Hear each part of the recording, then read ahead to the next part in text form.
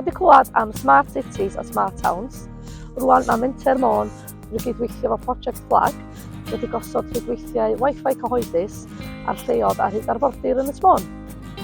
A un o'r lleoedd yna ar Arfordir Ynys Môn ydy Traeth Bychan.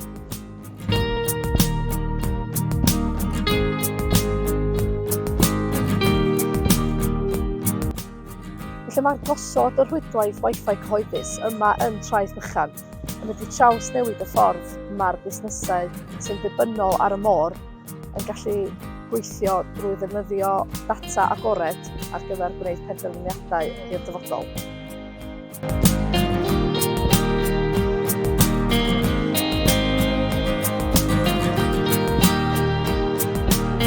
Wel, mae Wi-Fi yn helpu lot o pobl sy'n dod i Phorth Amlwch, ogystal, a pobl sy'n dod ar y gwyliau eisiau checio hanes efo buildings o gwmpas y polla.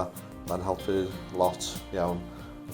A dwi eisiau cymryd y chance rwan i jyst deitha diolch i Menter Môn a diolch i Paul Sandham efo gwaith caled i cael y Wi-Fi trwy'r Phorth Amlwch. Diolch. My name's Gwynedd and I'm a fisherman of Amlwch Port. The Wi-Fi helps us here with ordering parts for the boat and logging the catches down.